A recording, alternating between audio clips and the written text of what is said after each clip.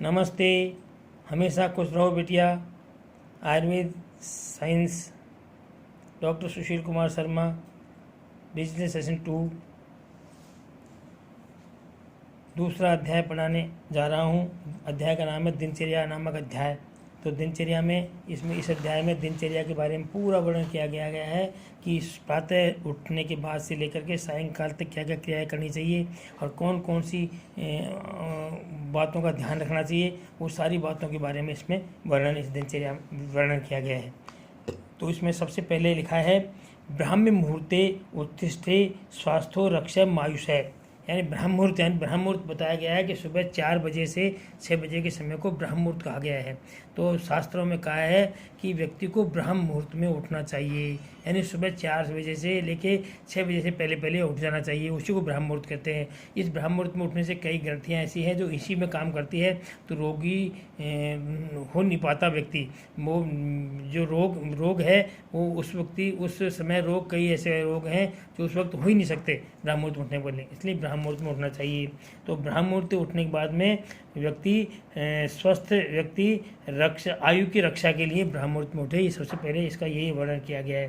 तो इसमें सबसे पहला उद्देश्य यही है कि स्वस्थ रहने के लिए व्यक्ति को ब्रह्म मुहूर्त में ही उठना चाहिए। आगे उठ के बाद में क्या करना चाहिए?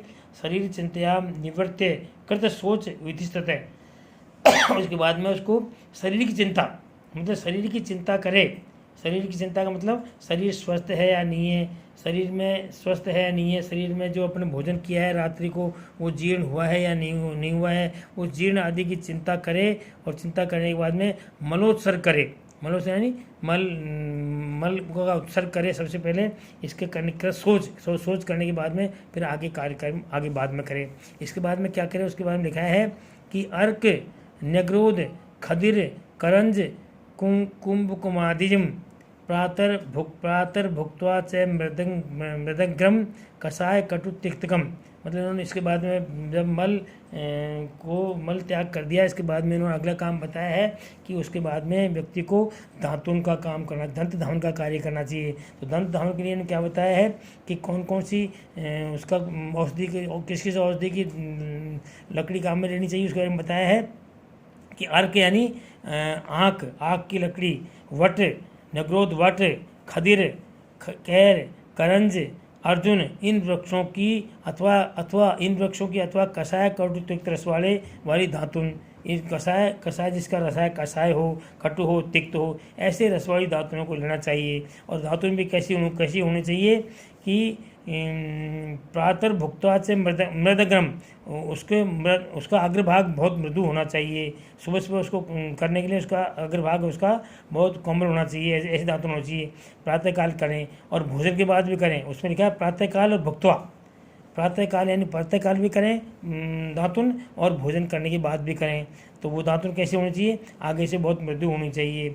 और ये दातुन के बारे में बताया आगे कि कनी न्य अग्र स्थौल्यम प्रगुणम, मतलब वो आगे से कैसे होनी चाहिए? कनिष्ठिका अंगुली के समान मोटी होनी चाहिए धातुन। और लंबाई में कैसे होनी चाहिए? 12 अंगुलम प्रगुणम, और लंबाई में 12 अंगुल लंबी होनी चाहिए धातुन। और भक्षे दंत पवनम, दंत मांसान बांधेन, और दंत मांस यानी दंत के मांस का मतलब मसूड़ों को बिना बाधा पहुंचाए हुए और हल्के रूप से दंत धावन करना चाहिए। मतलब मसूड़ों को बाधा नहीं पहुंचनी चाहिए दंतन से, इस प्रकार से दंतन करनी चाहिए। ये पहले इन्होंने उसके बाद में ब्रह्ममुहूर्त के बाद में ये इन्होंने काम बताया दातुन की प्रकार की विधि, दातुन किस प्रकार करना चाहिए इसकी विधि के बारे में बताया है। और दातुन के बारे में जिन्होंने कहा है कि दातुन करने के बाद में जीभ को साफ करें, मुंह को साफ करें, इस प्रकार से व्यवस्था करें। इसके बाद में दंत धावन निषेध किस चीज़ के लिए बताया है? मतलब दंत धावन ऐसा भी है कि ऐसे भी व्यक्ति होते हैं जिनको दंत धावन नहीं करना चाहिए, यानी उनको दातुन नहीं करनी चाहिए। वो कौन कौन से रोगी हैं? नादाद, अजीर्ण, वमुथ, श्वास, काश, ज्वर, अर्दिति, तृष्णा, आशिपाक, हृदय, नेत्र, सिर, कर्णामयी जाते। मतलब ऐसे रोगियों को जो अजीर्ण रोगी हो, अजीर्ण के यानी जिनको भोजन नहीं पचा हुआ वो रोगी, वमन के रोगी, श्वास काश के रोगी, ज्वर के रोगी, अर्दित रोगी यानी जिसका मुंह तिरछा हो ऐसे रोगी, ऐसे रोगियों को दातुन नहीं करनी चाहिए। आगे तृष्णा यानी जिसको प्यास लग रही हो, मुखपाक हो रहा हो, मुख में पुक पक गया हो उनका, हृदय, नेत्र और सिर, कर्ण रोगों में भी दातुन को नहीं करना चाहिए। उन व्यक्तियों को दातुन का निषेध बताया गया है। आगे है इस दातुन के बाद में सोविरांजन, मतलब आँखों में अंजन लगाने के लिए बताया गया है शास्त्रों में।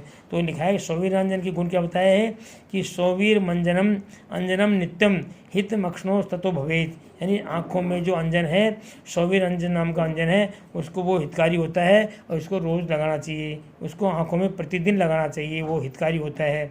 आगे अंजन का दूसरा प्रकार बताया रसांजन। रसांजन की विधि के बारे में बताया है कि रसांजन चक्षुष तेजोमयम तस्य विशेषो श्लेष्मा भयम योजयेत सप्तरात्रे अस्मात् श्रावणार्थ रसांजनम।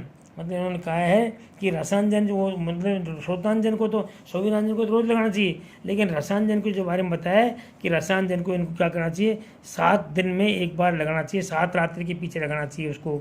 उसके लिए लिखा है कि आँखें जो है चक्षु तेजोमयम, अक्षु जो है तेजमय, तेज यानी तेजमय है, यानी अग्नि का स्थान है, आँखों में अग्नि का स्थान है, तो आँख को तेजोमय बताया है। इसलिए इसे विशेष रूप से इन्होंने क्या किया है कि श्लेष्मा भयम, कब से इसको भय बताया है, कब से इसका भय है। अतः कप को बहाने के लिए, अतः कप को बहाने यानी कप को बाहर निकालने के लिए क्या करना चाहिए, 7 रात के पीछे 7 दिन के बाद में रसांजन का प्रयोग, रसांजन नाम की अंजन का प्रयोग आँखों में करना चाहिए। किसके लिए, कप को बाहर निकालने के लिए प्रयोग करना चाहिए, ये इन्होंने बताया है।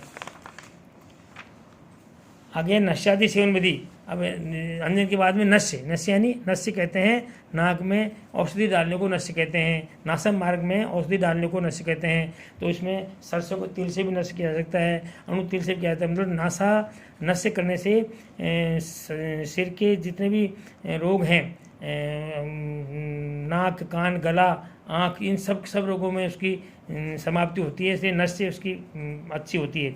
तो नश्य के बारे में बताया है कि ततो नावन गंडूस धूम तांबूल भाग भवेद। इसके बाद में क्या करना चाहिए, आपको नश्य करना चाहिए। अंजन के बाद में गंडूस करना चाहिए। गंडूस किसे कहते हैं कि मुख में पानी भरना चाहिए, मुख में पानी गर्म पानी, कई औषधियुक्त पानी भर करके बिना हिलाए हुए, वो गंडूस कहलाता है। और कवल कहलाता है हिलाने वाली प्रक्रिया को। तो मुख में पानी औषधियों युक्त पानी भरना चाहिए।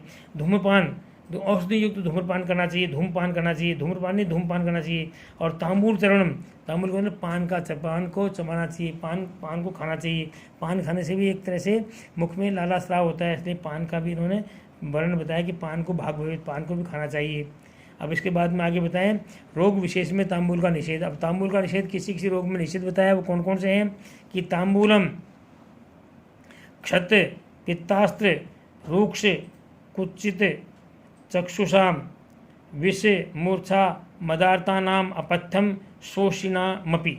मतलब इन रोगों में तांबूल का सेवन इन्होंने विशेष बताया। किन में, जिन मनुष्यों को क्षत हो यानी उरक्षत की व्याधि हो, क्षतकाश हो, और जो रक्तपित्त का रोगी हो, जो रूक्ष प्रकृति का हो, जिनकी आंखें दुखती हो, आंखों में अभिसंधि हो, दुखती हो, जो विष मद और मूर्छा से पीड़ित हो, या जिनको शोष रोग हो यानी सूखा रोग उत्पन्न हो गया हो, ऐसे व्यक्तियों को तांबूल का सेवन नहीं करना चाहिए, ये बताया। इसके बाद में दिनचर्या के आगे चलेंगे तो आगे बताया है तैलाभ्यंग कुंड, तेल का अभ्यंग करना चाहिए, तेल को सारे शरीर में अभ्यंग करना चाहिए, लगाना चाहिए। उसके गुण बताएं, क्या बताएं कि तेल अभ्यंग में अभ्यंगम आचरेत नित्यम, अभ्यंग को रोज ही अभ्यंग का प्रयोग करना चाहिए। अभ्यंगम आचरेत यानी अभ्यंग का आचरण नित्य में रोज करना चाहिए। स यानी अभ्यंग, स क्या करता है, स जरा श्रम वातः, यानी यह अभ्यंग क्या करेगा, जरा यानी वृद्धावस्था की, श्रम यानी थकावट की, और वात यानी वात रोगों की। ये जरा वृद्धावस्था की,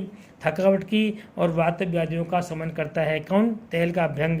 आगे क्या करता है ये, दृष्टि प्रसादम, दृष्टि प्रसाद यानी आँखों की ज्योति को ठीक करता है।